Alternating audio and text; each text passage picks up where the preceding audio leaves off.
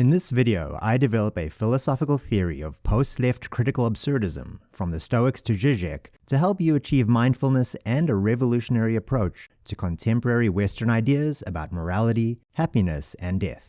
So, stay tuned for an all-purpose guide to go anywhere in life and never be bored. A philosophical guide for every need, combining a theoretical overview of historical, dialectical, materialist political economy, and revisiting the absurd existential leftist ideas of some of the most important thinkers of the 20th century.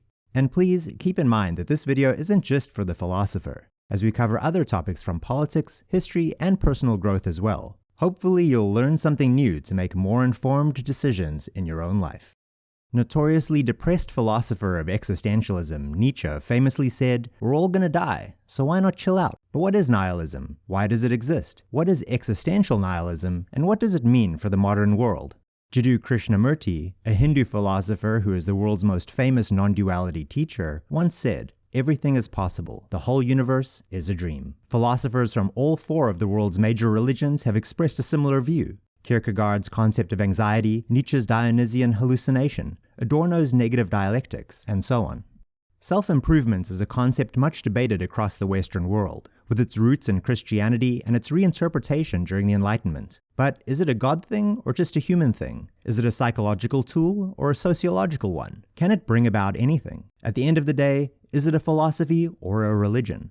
This section is an attempt to explore the development of this idea from its ancient roots, as an idea more common in Stoic philosophy, to recent developments in post-Hegelian Marxist theory and semiotics. To begin with, Marxism is a socio-philosophical theory based on the idea that society and economy are the products of culture, primarily concerning more left-wing political concepts such as internationalism and its related literature and culture. In the book Postmodernism and Everyday Life, deconstructionist and literary theorist Roland Barthes examines existential nihilism as a way of understanding the meaninglessness of life, which is also a way of understanding the meaninglessness of death. The book provides an overview of existential nihilism as understood by Barthes and demonstrates how post-Hegelian Marxist theory can be understood in this context. First, to promote socialist realism through deconstructing the modern socialist narrative and promoting a Marxist version of non-objectivist metaphysics. Second, to promote critical thinking and to expose the truth of the left-right paradigm as a threat to civilization. Third, to educate people about Marxist theory, including Nietzsche's meta-nihilism, Marx's socio-psychology, and post-Marxist semiotics. Fourth, to explain the most important ideas of Marx, Hegel, Nietzsche, and Spinoza to non-philosophers. And fifth and finally, to spread the Marxist theory of existential nihilism.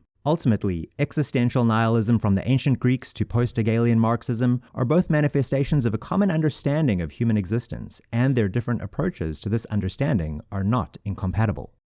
The internet is a fascinating tool for understanding the world, and, by extension, the human condition. It is a tool that has been used for centuries to facilitate communication, education, and research, but it has also been used to spread ideologies and agendas. This section will outline some of the major questions that have influenced the use of the internet in education, and how they have impacted society. Questions like, what is the best way to live? What is the state of the economy? Is it possible to be a Marxist and a capitalist at the same time? How might Marxism and neoliberalism differ? What is the meaning of life? What is the relationship between the mind and the body? What is the difference between spirit and matter? What is the role of the proletariat in Hegel's theory of philosophy? And what is the absurdist element in Hegel's theory of art? The best way to dispel uncertainty about these questions is to look for evidence. You can't know for sure what the universe is like until you've seen it, but you can know that it exists, and that it is the way it is. But whatever you think the future holds, I'm here to tell you that you're wrong. This is why Hegel's theory of dialectics is the only way to understand the world. But it's also important to understand its absurdist and existential aspects, and how it formed the basis for right-wing and left-wing politics in modern Germany.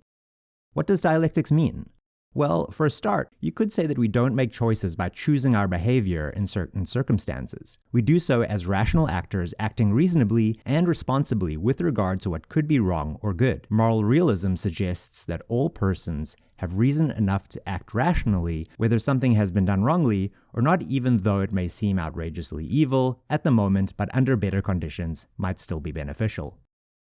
In conclusion, I hope this philosophical theory of post-left critical absurdism helped you to achieve mindfulness and a new approach to ideas about morality, happiness, and death. You're now ready to go anywhere in life and never be bored. because you have a philosophical guide for every need, combining dialectical materialist political economy and the absurd existential leftist ideas of some of the most important thinkers of the 20th century.